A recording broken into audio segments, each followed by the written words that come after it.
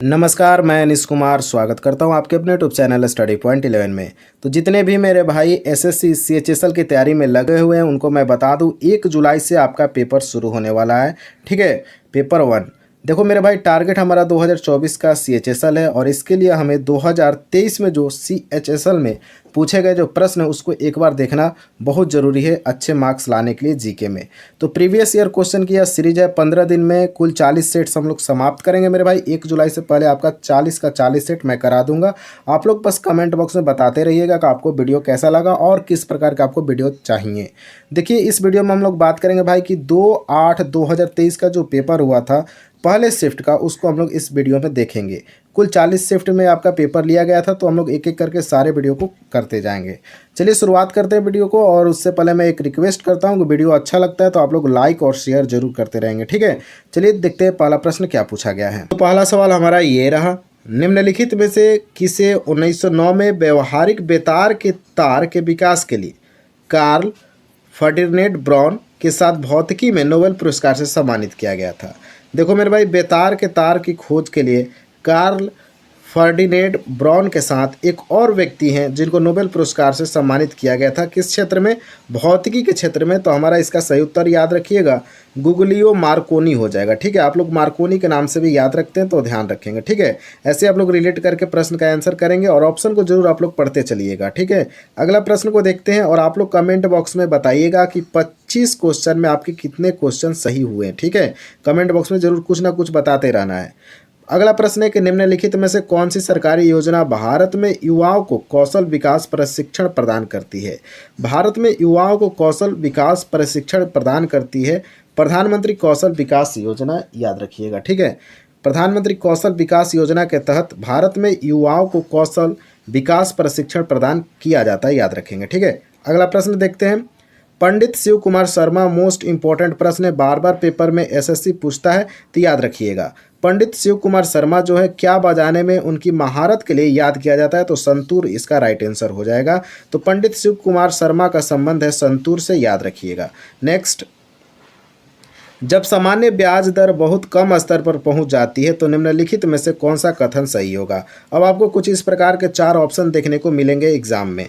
देखिए, सवाल पूछा गया है कि जब सामान्य ब्याज दर बहुत कम स्तर पर पहुंचती है तो इनमें से क्या सही है? तो मेरे भाई, अधिकांश लोग भविष्य में ब्याज दर बढ़ने की उम्मीद करेंगे और ये हमारा सही आंसर हो जाएगा कि अधिकांश लोग भविष्य में ब्याज दर बढ़ने की उम्मीद करेंगे जब सामान्य ब्याज दर बहुत कम स्तर पर पहुंच जाती है। तो अगला प्रश्न देखते हैं।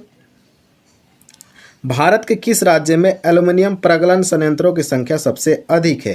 मेरे भाई, एल्युमिनियम प्रगलन संयंत्रों की संख्या सबसे अधिक है ओडिशा राज्य में, याद रखिएगा। ठीक है, ओडिशा राज्य में एल्युमिनियम प्रगलन संयंत्रों की संख्या सबसे अधिक है अभी वर्तमान में, याद रखिएगा। ठीक है, अगला प्रश्न देखते हैं। किण्वन प्रक्रिया के दौरान अल्कोहल निर्माण के उप उत्पाद के रूप में कौन सा पोटेशियम अम्ल लवण प्राप्त होता है? तो इसका सही उत्तर हो जाएगा पोटेशियम बाइटाइट्रेट। थोड़ा नया प्रश्न है, याद रखेंगे। ठीक है, और कुछ इस प्रकार के प्रश्न आपसे इस बार भी एग्जाम में पूछे जाएंगे। तो किण्वन प्रक्रिया के दौरान अल्कोहल निर्माण के उप उत्पाद के रूप में पोटेशियम बाइटाइट्रेट बनता है, याद रखेंगे। अगला प्रश्न देखते हैं। संविधान अनुसूचित जाति और अनुसूचित जनजाति आदेश द्वितीय संशोधन विधेयक 2022 ने उत्तर प्रदेश के कुछ हिस्सों में समुदाय को अनुसूचित जनजाति के रूप में मान्यता दी है। देखो मेरे भाई, इसका सही उत्तर हो जाएगा गोंड हो जाएगा, याद रखिएगा। अगला प्रश्न देखते हैं। मध्य अक्षांश मरुस्थल BW के 35 डिग्री और नॉर्थ और साउथ के बीच पाए जाते हैं जो उष्ण कटिबंधीय उच्च दाब वाले क्षेत्रों के ध्रुव की ओर हैं। थोड़ा सा यह अटपटा प्रश्न है और क्योंकि ज्योग्राफी का प्रश्न है तो ज्योग्राफी से बढ़िया बढ़िया प्रश्न पूछा जाता है एसएससी के एग्जाम में, ध्यान रखेंगे। तो ये हो जाएगा मेरे भाई 60 डिग्री, इसका नॉर्थ इसका सही उत्तर हो जाएगा। अगला प्रश्न देखते हैं। निम्नलिखित में से किस खिलाड़ी ने आईपीएल 2023 में ऑरेंज कैप जीता है? तो ऑरेंज कैप 2023 जीता था शुभमन गिल। और आपका एक छोटा सा प्यारा सा काम है, 2024 का भी आईपीएल समाप्त हुआ है, इसमें बताइए ऑरेंज कैप और पर्पल कैप और किस टीम ने जीता है इस आईपीएल के खिताब को 2024 का। थोड़ा ये सारे डिटेल्स में आप लोग कमेंट बॉक्स में छापिए, देखते हैं कितना आप लोग करंट अफेयर्स पे ध्यान रखे हुए हैं। अगला प्रश्न देखते हैं। तो 2014 में सूक्ष्म ऋणदाता बंधन फाइनेंशियल सर्विसेज जिसका मुख्यालय कहाँ है और आरबीआई द्वारा एक यूनिवर्सल बैंक शुरू करने के लिए सैद्धांतिक मंजूरी दी गई थी। तो इसका मुख्यालय आपको मिल जाएगा कोलकाता में, याद रखेंगे।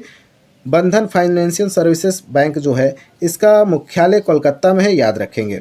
अगला प्रश्न है, मुंडारी नृत्य का संबंध किस भारतीय राज्य का आदिवासी समुदाय से है? इस बार यह प्रश्न एसएससी जीडी के एग्जाम में पूछा गया था। मुंडारी नृत्य, तो यह है झारखंड का, याद रखेंगे, ठीक है, झारखंड का हो जाएगा मुंडारी नृत्य। अगला प्रश्न देखते हैं, कोरापुट जिले में पंचपतमाली भंडार निम्नलिखित में से किस खनिज के भंडार हैं? ये जो पंचपतमाली भंडार है कोरापुट जिला में है, ये किस चीज़ का है? तो बॉक्साइट का है। अच्छा ये बताइए बॉक्साइट किसका अयस्क है? आप लोग कमेंट बॉक्स में बताइए। तो बॉक्साइट जो है किसका अयस्क है? कमेंट बॉक्स में आप लोग छापिए।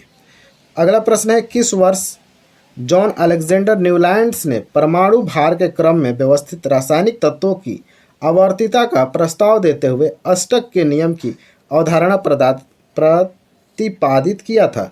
देखो मेरे भाई, अष्टक का नियम पूछेगा तो बताना न्यूलैंड्स के द्वारा दिया गया था। और यह कब दिया गया? तो 1865 में दिया गया। ये दोनों फैक्ट आपको ध्यान में रखना है। 1865 में अष्टक का नियम न्यूलैंड्स के द्वारा दिया गया था। और किसके क्रम में? तो भार के क्रम में व्यवस्थित किया था, तत्वों को याद रखना है, ठीक है।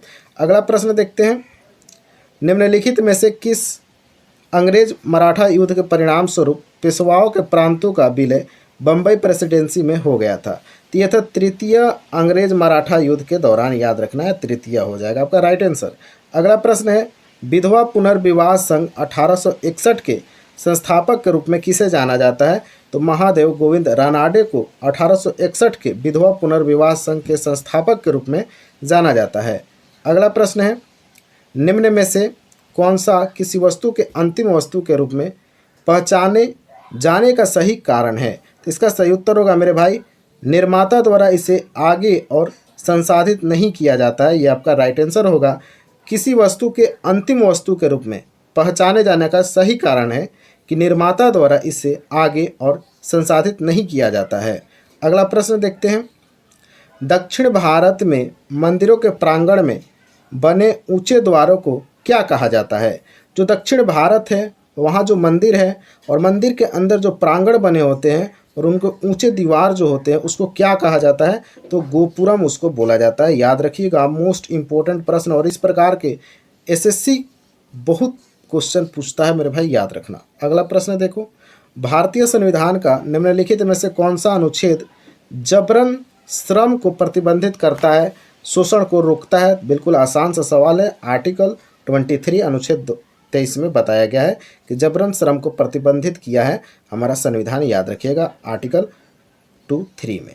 अगला प्रश्न है, बेकिंग एजेंट के रूप में नियुक्त की गई महिला एसएचजी सदस्य को क्या कहा जाता है? देखो मेरे भाई, बैंकिंग एजेंट के रूप में नियुक्त की गई महिला एसएचजी के सदस्यों को बैंक सखी के नाम से जाना जाता है, याद रखेंगे, ठीक है, बैंक सखी। अगला प्रश्न है, 20 नंबर सवाल है, निम्नलिखित में से कौन सी फसल भारत में व्यावसायिक खेती के लिए स्वीकृत एकमात्र अनुवांशिक रूपांतरित फसल है? तो इसका सही उत्तर होगा बीटी कपास, याद रखिएगा, इंपॉर्टेंट सवाल है, बार बार पेपर में यह बीटी कपास से सवाल देखने को मिल जाता है। अगला सवाल है, भारत में निम्नलिखित में से कौन सा राज्य के नीति निर्देशक सिद्धांतों का गांधीवादी सिद्धांत है? तो ग्राम पंचायत का गठन, याद रखना है मेरे भाई, ठीक है। तो भारत में ग्राम पंचायत का गठन करना नीति निर्देशक सिद्धांतों का गांधीवादी सिद्धांत है। हमारा राइट आंसर ऑप्शन नंबर 4 हो जाएगा। अगला प्रश्न है, लॉन टेनिस में जोड़ी में खेले जाने वाले मैचों के लिए कोर्ट की चौड़ाई कितनी होती है? तो लॉन टेनिस की जोड़ी में खेले जाने वाले मैचों के लिए जो कोर्ट होता है उसकी चौड़ाई कितनी होती है? तो 36 फीट की चौड़ाई होती है, याद रखिएगा, कितना फीट? 36 फीट होता है लॉन टेनिस की जोड़ी वाली मैच के लिए। अगला प्रश्न देखते हैं, फरवरी 2023 तक अदिति अशोक ने कुल मिलाकर कितनी बार एलईटी यानी लेडीज यूरोपियन टूर खिताब जीता? तो 4 बार जीत चुकी हैं अदिति अशोक, कुल मिलाकर लेडीज यूरोपियन टूर, याद रखिएगा, 2023 तक। अगला प्रश्न है, 1956 में प्रख्यात भरतनाट्यम नृत्यांगना रुक्मणी देवी अरुंडेल निम्नलिखित में से कौन सा पुरस्कार मिला था?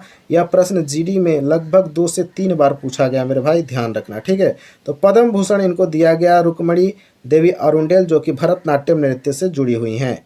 अगला प्रश्न देखते हैं। आज का हमारा अंतिम प्रश्न है, निम्नलिखित कथनों का मिलान करें। चलिए इसको मिलान करना, थोड़ा सा इसको हम छोटा करते हैं और फिर देखते हैं। सूची 1, सूची 2 देखिए।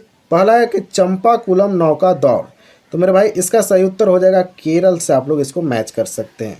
चंपाकुलम नौका दौड़ कहाँ? तो केरल में होता है, ठीक है। सोमनाथ मेला कहाँ मनाया जाता है? तो गुजरात में मनाया जाता है, यहाँ से आप लोग पकड़ सकते थे। सूरजकुंड मेला से भी आप लोग पकड़ सकते थे, कहाँ मनाया जाता है? तो हरियाणा में मनाया जाता है। और बाणेश्वर मेला मनाया जाता है राजस्थान में। तो हमारा राइट आंसर होगा ऑप्शन नंबर 3 हो जाएगा। चंपाकुलम नौका दौड़ केरल, सोमनाथ मेला गुजरात, सूरजकुंड मेला हरियाणा, बाणेश्वर मेला राजस्थान। तो आपको 4 मेला यहाँ से याद हो गया होगा, ठीक है। तो ऐसे हम लोग एक एक प्रश्न को देखते चलेंगे मेरे भाई। कुल 40 शिफ्ट में आपका पेपर लिया गया था हम लोग। 1 जुलाई यानी आपके एग्ज़ाम से पहले हम लोग सारे वीडियो कर चुके होंगे, तो आपको बिल्कुल फ़ायदा मिलेगा एग्ज़ाम के टाइम में। तो आप लोग जुड़े रहें और वीडियो को थोड़ा अपने दोस्तों को भी शेयर करते रहिएगा, ठीक है। और टेलीग्राम चैनल से जुड़ जाइएगा, वीडियो का डिस्क्रिप्शन में आपको लिंक मिल जाएगा। मिलते हैं अगले वीडियो में, तब तक के लिए धन्यवाद। जय हिंद, जय भारत।